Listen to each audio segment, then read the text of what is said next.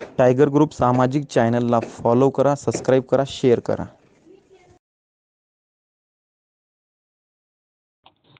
सचिन भाऊ बोलतायत ना? हा बोलतोय. सर मी नाशिकवरून बोलतोय, दीपक पाटील. बर मला आहे ना आपला ट्रू कॉलरवरून नंबर भेटला, सॉरी याच्यावरून यूट्यूबवरून.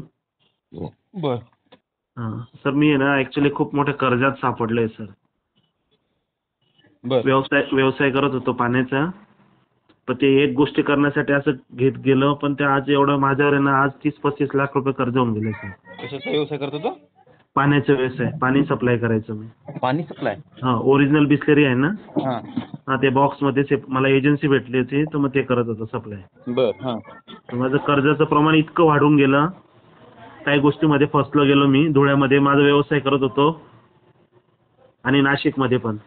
बर हा तर आता कर्जामध्ये इतकं फसलंय की अक्षरशः लोक मला मारण्यासाठी येत आहेत सर. घरापर्यंत पोहोचताय, बायकोन त्यांना त्रास देत आहे, धमक्या देत आहे. मी लपून राहतोय सर बाहेर. प्रॉपर कुठले म्हणलो तुम्ही? मी नाशिक आहे ना सर.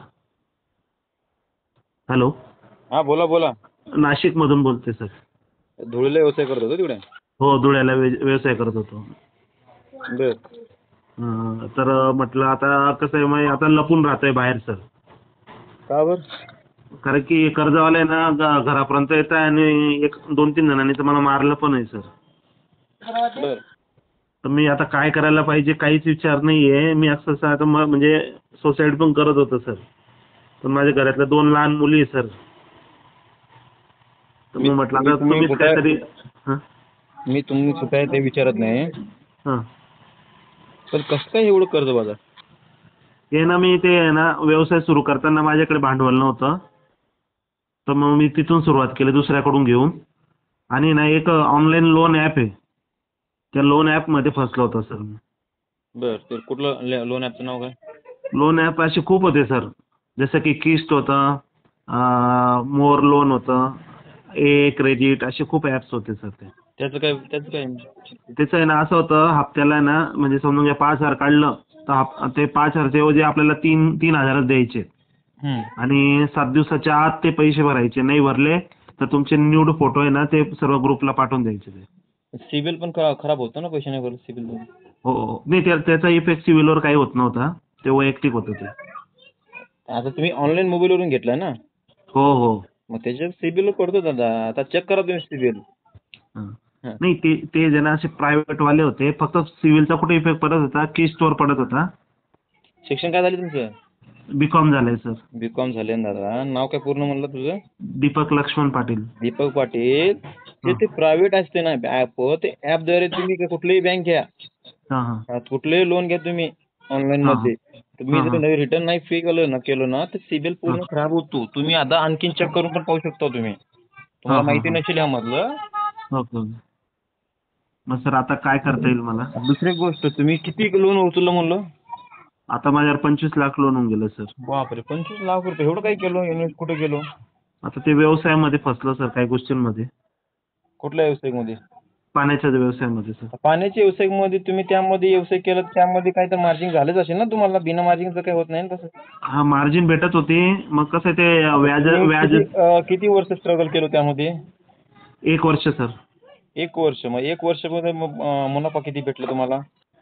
मुनाफा म्हणजे आता 30-40 हजार असं महिन्याला भेटत होते. बरं, मग 30-40 हजार रुपये त्यामध्ये तुम्ही काय काय करत होते? आता ते खर्च म्हणजे जे इन्कम होतं, इन्कम पेक्षा खर्च जास्त होता, कारण की ते व्याजाने देणं वगैरे हेच जास्त होऊन गेलं. त्यामध्ये एक डोकं तुम्ही लावायचं होतं की त्यामधून खर्च किती होतोय, काय आपलं बाकी किती आहे, ह्या गोष्टीवरती किती खर्च होतोय. आपण थोडंसं जर तुम्ही प्लस त्यामध्ये करत राहिलो असतो तर तुम्हाला आज एक गोष्टी तुम्हाला बोलायला नसलं असतं. आणि दुसरी गोष्ट, त्यामधून तुम्ही 35,000 मध्ये 5,000 जर तुम्ही बाजूला काढून जर ठेवलं असतं, अशी गोष्टी तुम्ही पण डोकं लावून केलं असतं तुम्ही त्यामध्ये. मग काय केलं नंतर आणखी तुम्ही? आता ते पैसे तर व्याजामध्ये जास्त भरले गेले सर. म्हणजे हे ऑनलाईन व्याज काढतो तुम्ही ते? ऑनलाईन पण आणि रेग्युलर लोकांकडनं घेतलेलं ते पण. तुम्ही ते पण घेतलंय का? हो हो सर. ते कसं घेतलं? कसं व्याजाने घेतलं? आता कोणी 10%, कोणी 20%, कोणी 30% असे महिन्याचे. 10-20%? हो, आता तेच लोक त्रास देत आहे सर. कुठून? धुळे जिल्ह्यामधून का? धुळ्यामधून पण आणि नाशिकमधून पण. बर. चुकी आहे ना, असं नाही राहणार पूर्ण. ते मग ते जेवढं तुम्ही एजन्सी घेतलं वाटतं ना तुम्ही हो, दिसलेली? एजन्सी घेतली तिथे. बरं. मग आता ती एजन्सी आता कोणी वेळ पण देत नाहीये आणि मला कोणी कोणी केस केली, कोणी नोटीस पाठवतंय, कोणी मला पकडण्यासाठी, कोणी तर मारलं पण मला. बरं. पण ते एजन्सीचं काय केलं? एजन्सी आता बंद झाली सर. कोणी घेतले काय तुमचे काढून तुमच्याकडून? हो, कंपनी ना जास्त वेळ वाट बघत नाही. एक टाइम असतो, 1 महिन्याच्या आत जर बिलिंग नाही झाली तर एजन्सी ऑटोमॅटिक ते डिक्लोज करून टाकते. बरोबर, बरोबर. आता ते तुमच्याकडून काय मार्जिन होत नसेल तर तुमच्याकडून माल खपत नसेल तर तुमच्याकडून काय ते घेऊन फायदा त्यांना? कारण की माझ्याकडे भांडवलच नव्हतं लावायला नंतर. कारण की एवढं कर्जात पडलं तर मग ते जर भांडवल असतं तर मग ते धंदा करता आला असता. आणि तिथले लोक मला करूच देत नव्हते काम पण. का बरं? आता पैसेच घेतले त्यांना, मग ते इतके मागे लागले की आम्हाला पैसेच पाहिजे, पैसेच. म्हणजे जेवढं भांडवल होतं ते बी त्यांनी हिसकावून घेतलं. नाशिकमध्ये कुठल्या एरियात आहे?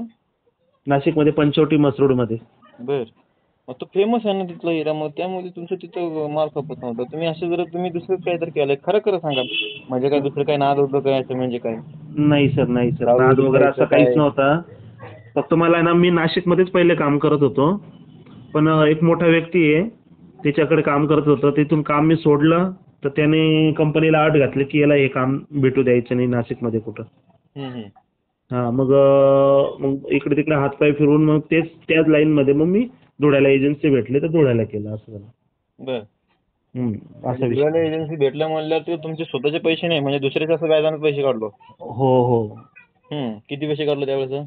त्यावेळेस 3 लाख रुपये घेतले तसं. 3 लाख रुपये. आणि असे तुम्ही ऑनलाईन ॲपवरून किती घेतलो? ऑनलाईनचे 2 लाख रुपये घेतले होते. ते ऑनलाईनचे 7-8 लाख मध्ये घालावं लागलं सर ते.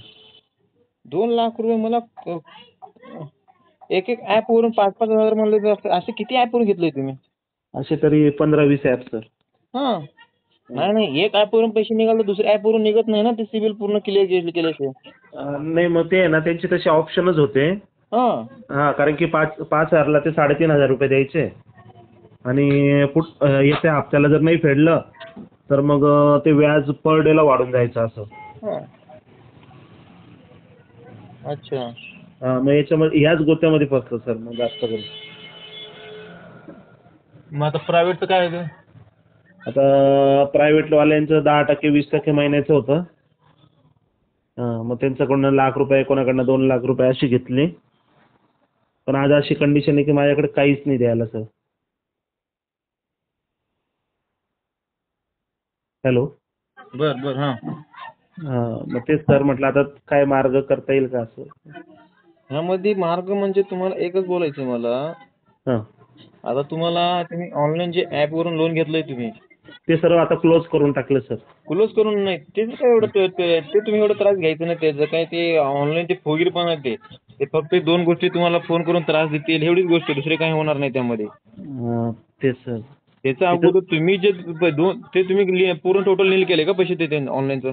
हो, नील करून टाकलं सर. नाही, हे चुकीचं केलं. तुम्ही अगोदर पहिले हे जे तुमचे जे व्याजानं पैसे घेतले होते तुम्ही लोकल लोकांकडून, ते तुम्ही पहिले थोडे करून त्यांचे फेडायचे होते तुम्ही अगोदर. तिथेच फसलो सर मी. असं झालं, मला ते समजलंच नाही ते. हे ऑनलाईनचे कसं असतं माहिती आहे का, हे फुगीरपण आहेत ते सगळे. हो, हे जे बरोबर. मोठे कंपनीवाले काय करतात माहिती आहे का, हां. ते पैसे इकडे तिकडे मुद्दाम टॅक्स इकडे तिकडे भरायचं असतं त्यांना. हो, बरोबर सर. ते मुद्दाम लोकांना असं एड्यात काढायचं करतात मुद्दाम, ह्या ॲपद्वारे त्या ॲपद्वारे. हो, बरोबर सर. त्यामध्ये असं गरीब लोकच फसून जातात. तेच गणित झालं सर माझं. याचं काय एवढं मोठं होणार नाही. फक्त ते सिबिल वरती तुमचं फक्त तेवढंच सिबिल त्यावरती तुमचं फक्त म्हणजे जास्त जोर पडणार सिबिल वरतीच. मग सर घरचे काय म्हणतायत आता की म्हणे तुम्ही आता वर्षभर इथे काही थांबू नका म्हणे, मग तुम्ही बाहेर कुठेतरी नोकरी करा म्हणे. बरोबर. मग आता आई वडील काय करतात? वडील नाही, मला आई आहे आणि मिसेस आणि माझ्या 2 लहान मुली सर. अरे बापरे, लग्न पण झालंय का? हो. माझं वय 40 वय सर. मिसेस का जॉबला आहेत का? मिसेस जॉबला आहे, तिला 10,000 पगार आहे. बरं. असं आहे. तर मग सर्वजण म्हणताय की तुम्ही मुंबईत नाही तर पुण्याला जा म्हणे, तिथे जेवढं काम करतील त्या हिशोबाने कर म्हणे. मग मला आता तेच बघतोय की काय करावं म्हणून म्हटलं. मला अचानक ते रेफरन्स एकाने सांगितलं मग तिथून मी चेक केलं तर तेव्हा माहित पडलं आपलं सर. बरोबर मग जॉब करावंच लागेल ना, जॉबशिवाय दुसरं काही पर्यायच नाही ना. हो पण आता सर माझ्या मुंबईमध्ये कोणीच ओळखीचं नाहीये किंवा पुण्याला. शिक्षण काय झालं तुमचं म्हणलो? बीकॉम झालंय सर. बीकॉम. ठीक आहे, माझा पर्सनल नंबर देतो तुम्हाला. हां हां. मानसिक नात्याने तुम्ही जे पूर्ण टोटली शेअर केलं तुमच्या अडचणी मला, आणि तुम्हाला बघतो माझ्याकडून जे होईल ते मदत करतो. पुण्यामध्ये, महिंद्रामध्ये, टाटामध्ये असेल जॉब भेटेल तुम्हाला. हं? ओके हो सर चालेल. माझा पर्सनल नंबर देतो, त्याच्यावरती तुम्ही हाय पाठवा आणि गणेश सुरवशी सर पण पाठवतो त्यांचा नंबर. हां हां हां. कंपनीचं पूर्ण टोटली बघत असतात त्यांनी पुण्यामधले. ओके त्यांना सांगा की मी नंबर दिला सचिन भाईने, मला जॉब लागणार आहे, तेवढं मग करतील त्यांनी सहकार्य. चालेल चुकी करायच्या अगोदर विचार करायचा, थोडासा विचार करून करायचं अशी गोष्टी.